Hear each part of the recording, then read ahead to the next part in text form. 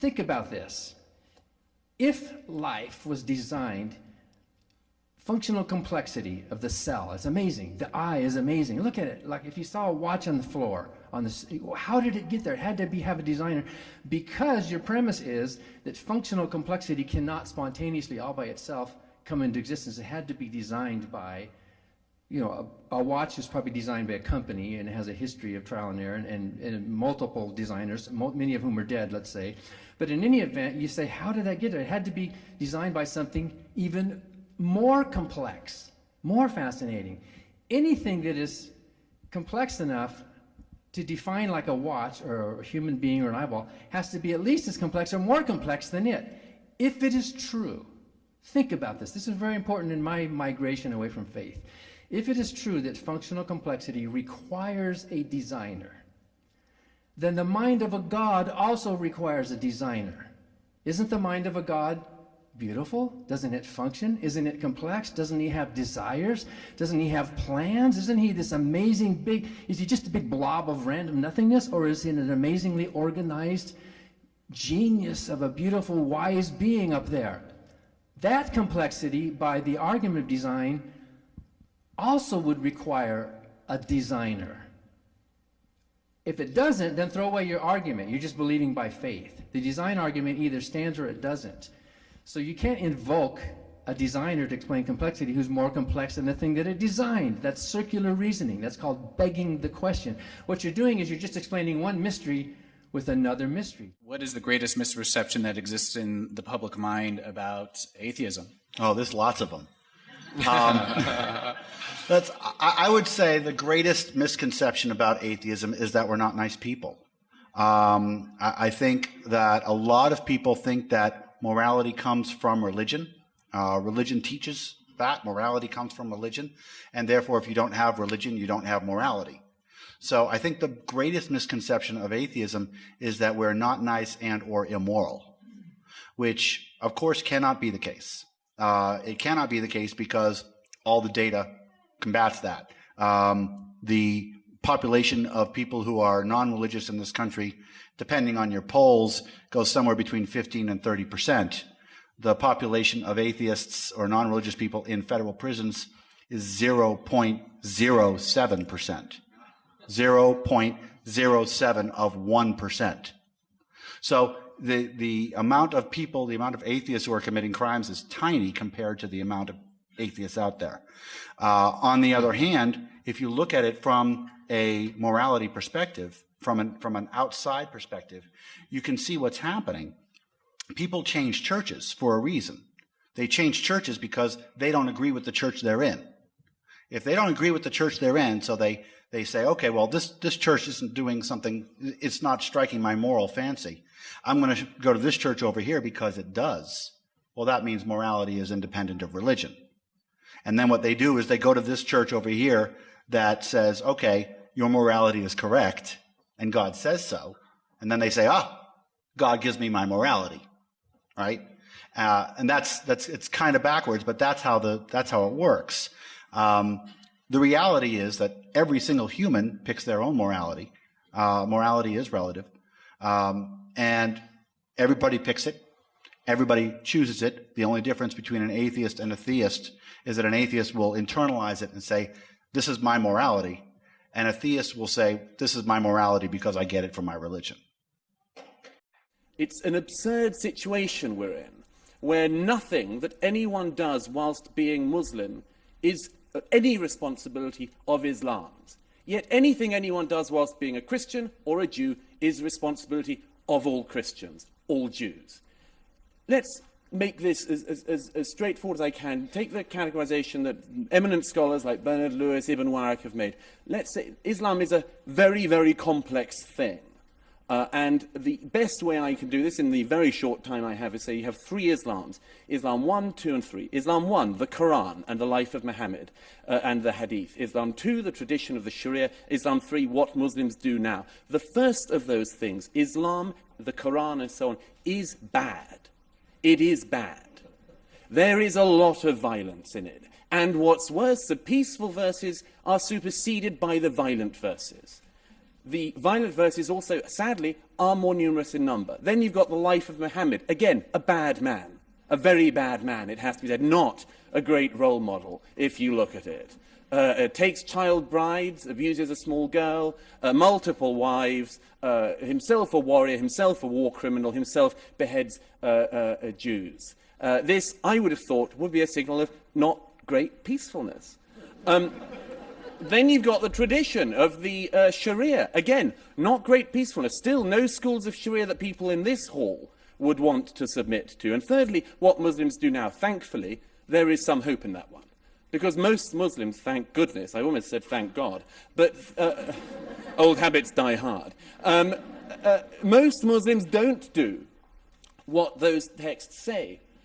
Because they exercise their judgment as moral beings without having to refer to defunct holy books. Now look, I wish that Zebra and Majid were the spokespeople of Islam. It would be lovely, although in Majid's case it would have taken rather too long if everyone had to go for 14 years preaching the downfall of America and then said, no, not so much.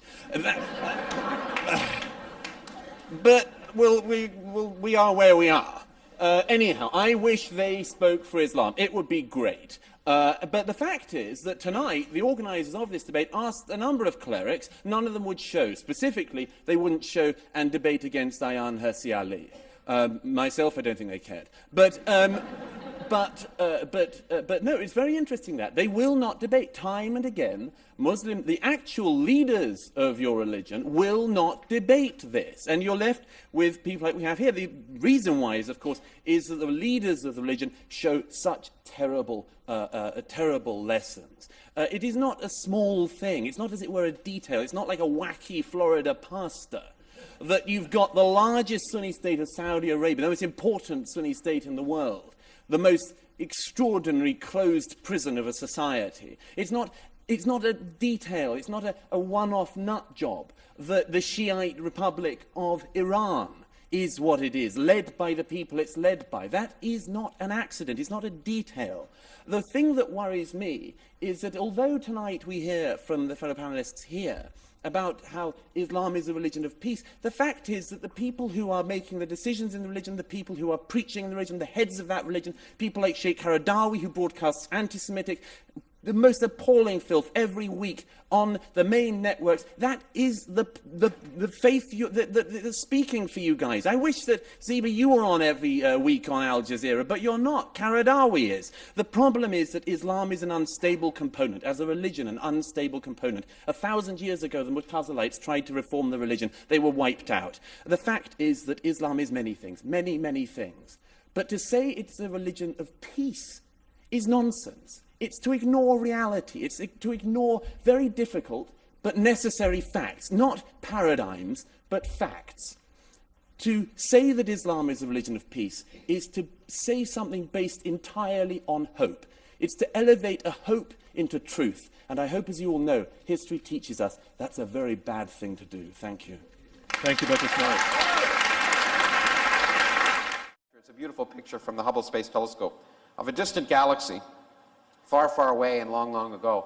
And there's a whole galaxy. It's about 1 billion light years away. We're looking at it as it looked 1 billion years ago. So many of those stars no longer exist. And here's an object that's just as bright as the whole center of the galaxy. You'd think it's a star that's near in our galaxy that just got caught in the picture frame. It's not. It's a star on the edge of that galaxy that has exploded. And exploding stars shine with a brightness of 10 billion stars. They're the brightest fireworks in the universe, supernovae. And they're remarkable, and I keep having asides. Maybe I'll get to my point eventually. But this is something that I wrote a whole book about, and someone asked me yesterday why I wrote that book. Because it is the most poetic thing I know about the universe. Richard wrote a great book called, what's it called? Our Ancestors? What's it called? Ancestor's Tale, yes. I wanted to make sure I got that right. And I wrote a book that was a different ancestor's tale. It was called Adam. But the amazing thing is that every atom in your body came from a star that exploded. And the atoms in your left hand probably came from a different star than your right hand. It really is the most poetic thing I know about physics. You are all stardust. You couldn't be here if stars hadn't exploded, because the elements, the carbon, nitrogen, oxygen, iron, all the things that matter for evolution, weren't created at the beginning of time. They're created in the nuclear furnaces of stars, and the only way they can get into your body is if the stars were kind enough to explode. So forget Jesus. The stars died so that you could be here today. Okay? And anyway. When we talk about does the Bible endorse slavery, he goes to a passage from Paul where he's talking to his Philemon, who was a runaway slave, saying, I want you to go back. And when you go back, tell your master, I don't want you to be a slave anymore. That type of thing. And he thinks that this is the Bible saying that slavery is wrong. And he says this while ignoring everything in Exodus 21 that expressly tells you who to enslave, how to enslave them, that they're worth 6 shekels, that you have to let Jewish males go after 7 years. The women you get to keep. Have to go after 7 years unless you give them a wife and kids, and then you can trick them into being your slave forever. That it expressly says that these are your property that you can pass down, that you are to buy your slaves from the heathen around you. And somehow or another, none of that matters to Cliff, because Paul wanted his slave friend to not be a slave anymore. This is the way theists will think. There's a tap dance to make the Bible say whatever they need it to say. And when we had this debate at the Church of Christ and I brought up slavery, we went through this again. And I heard several different explanations from several different preachers. One of them said, well, this was the norm at the time, and God was implementing laws about slavery to soften slavery so that we would eventually realize that slavery was wrong and get rid of it. He's God! If he can tell you don't kill people and don't eat shrimp, certainly he can say don't own people as property. How hard was that? What kind of weak-ass tiny God do you believe in that he can't tell you to stop owning people? Well, he was actually trying to do the right thing because all these heathen, this was the only way that they could come to the true understanding of God, was for the Jews to go over there and enslave them so that they could teach them about Yahweh. Well, once again, he's God. What's he doing? Picking the Jews, not giving messages to anybody else anymore. I mean, I know that the Old Testament's a comedy of his failures where everything goes wrong and wrong and wrong and wrong until eventually he's just down to, okay, I'm going to take this one little family and I'm going to turn it into my preferred tribe, and it's still going to go wrong, by the way. Spoiler alert, everything goes wrong for God all the way through the book. And yet somehow he thinks it's a good idea. Hey, these other people here who are not my chosen people, but I'd really like them to believe in me, why don't we enslave them? And then we can teach them about me. Go on, Moses, go do that. This is the type of tap dancing that you get when you engage in people who cannot acknowledge that the Bible might be endorsing something that's immoral, that they might be believing in something that doesn't have good reason. I'm going to start off with a thought experiment. Imagine you're a hominid on the plains of Africa 3.5 million years ago. You're a tiny little Australopithecine afarensis, little brain. Your name is Lucy.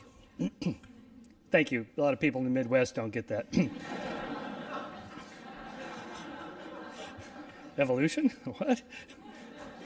Not that Lucy, the other one. And you hear a rustle in the grass. Is it a dangerous predator, or is it just the wind? If you think that the rustle in the grass is a dangerous predator, and it turns out it's just the wind, you've made a type 1 error in cognition. You've a false positive. You thought the wind was connected to something, and it wasn't. A was connected to B, and it wasn't.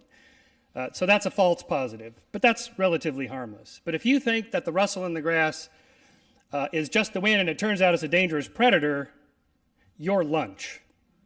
Congratulations, you've just been given a Darwin Award for taking yourself out of the gene pool early before reproducing.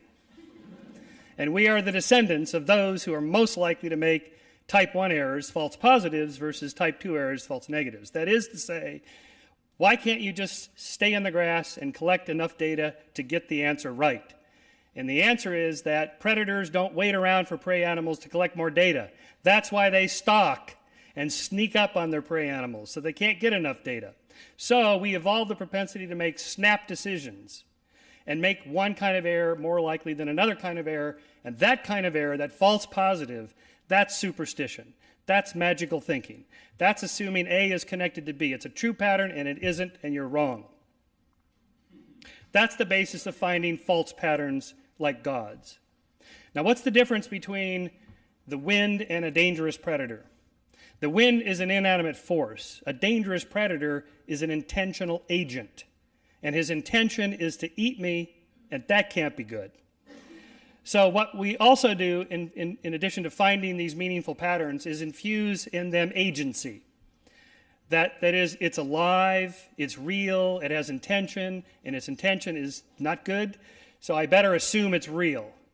And this is the basis of animism and spiritism and polytheism and monotheism and the belief in angels and aliens and demons and spirits and poltergeists and gods.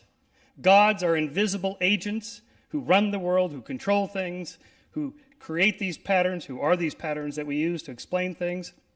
All cultures everywhere in the world have created God beliefs. Gods with these intentional, that are intentional agents. I don't want the religious person in the lab telling me that God is responsible for what it is they cannot discover. Because look at the hubris of that. You're in the lab and you say, I don't know how this works. And not only that, no one alive on earth knows how this works. And not only that, no one who will ever be born will know how this works. That's kind of audacious when you think about it. And then you put it down and go on to the next problem. This problem is a cure for Alzheimer's or cancer or whatever else. I don't want them in the science classroom. And so the issue is simply about progress and discovery. And in my recent forays into Washington, well, I've been closer to a community of Republicans than I have ever been in my life, because I grew up in New York City. And in New York City, I think that person is Republican back there. You see? No, not that one, the one behind that person. Yeah, that's a Republican. There's another one. That's in New York. So you grow up this way, and I get sort of baptized into a Republican administration. I had 2 consecutive appointments in the Bush administration, one on aerospace, on the aerospace industry, and one on space exploration, NASA's future, basically. And I realized something, spending that much time in the community of powerful Republicans, that Republicans, above all else, do not want to die poor. So, there's a limit to how far this will go. And I bet most people in this room, even those assembled at this table, were highly concerned about the Dover trial, wondering how that would turn. And I looked at that and I said, I'm not worried, because it's a Republican judge. And in the end, if you put people who are not making discoveries in the science classroom, that is the end of the foundation of your future economy. And so I had a little more confidence than others did because of this sensitivity to the money aspect of it. But we all know tomorrow's economies will be founded on innovations in science and technology, and of course that gets cut short if we lose our civilization, as what happened in Islam in 1100. And the last thought I'll leave you with, which concerns me greatly, if you do the math, okay? Just look, you look at all the Nobel Prize winners there ever were, some even in this room, and ask how many were Muslim. And it's like 1, maybe 2, okay? I think a second one was in economics. And the one we referred to was described earlier, the co-winner of the Nobel Prize with Professor Weinberg, Abdus Salam. And he's not Middle Eastern Muslim, he's Pakistani Muslim. Okay? Now, how many Nobel Prizes are won by Jews? It's like a fourth of the Nobel Prizes. Okay? Some high fraction of the total. And then you look, how many Muslims are there in the world? It's like 1 billion Muslims. How many Jews? 15 million tops. Okay? So you could ratio these numbers. Had Islam not collapsed in its intellectual standing in the year 1100, and you just do the ratios, they would have every single Nobel Prize today. So the fact that it's not only just a few, it's near zero, is deeply worrying. I'm concerned about what brilliance may have expressed itself and did not in that community over the past 1,000 years. My attitude to science is that we are fundamentally trying to understand how things work. Science is very difficult. It's very difficult to understand how things work. The hard problem of consciousness has been mentioned, the problem of the origin of the universe, the problem of the origin of life, the problem of how life has this uncanny appearance of being designed, the size of the universe, the scale of the universe, how embryology works. These are all deeply difficult questions. They require hard scientific work, and in all cases, I think I'm right in saying that scientific work consists of explaining complicated things in terms of the interactions of their parts or of simpler things. So we always try to explain complex things in terms of simpler things. We do not resort to magical language. We do not snow our audience with highfalutin sounding words that don't actually mean anything. We use words that actually have meaning. We use expressions that can be tested. We work hard at understanding the universe in terms of its component parts. We don't invent superarching entities which have no explanation in themselves. We don't invoke ideas like the universe has consciousness, the universe has awareness, atoms have awareness. If we have a difficult problem like awareness, we explain it in terms of the interactions between small parts working together in ways that scientists understand. If Freeman Dyson ever said atoms are aware, then he's wrong. I don't think he said it. I think he should sue you. Wow. I think you've put enough on the table. Okay, none of those are scientific evidence. Many of those claims trespass upon the territory of science overtly. I mean, the claim about your understanding of the human beings being suggestive of a divine artificer. Is that a scientific claim? Absolutely. I mean, is your understanding of mathematics also suggestive of a divine artificer? No, it has to do with my experience. Your ability to learn language? You understand? It has to do with my experience of you. When I'm looking at you right now, you may assume that what I see is material, but that's not what I see. And it's not what I believe. And I think I understand it's not what you believe. There's something in you that is more than you believe. I really think so. This is now, if you want to make that a scientific claim, you can. But I'm telling you, it's a metaphysical claim, and to confuse the two is a mistake. Okay, you can add any metaphysics you want. Thank you. In that, by that means, I mean, I can say, I see you as a reincarnate personality, and I think you were probably I was someone famous on Atlantis. Yes. Don't make me like a washerwoman in a people do this all the time. I mean, you can broadcast. I mean, this is constrained by our common sense in every other domain of discourse. I mean, just take, for example, the people who think Elvis is still alive. Okay, what's wrong with this claim? I mean, why is this claim not vitiating our academic departments and corporations? I mean, I'll tell you why, and it's very simple. We have not passed laws against believing Elvis is still alive. The problem is that whenever somebody seriously represents his belief that Elvis is still alive in a conversation, on a first date, at a lecture, at a job interview, he immediately pays a price.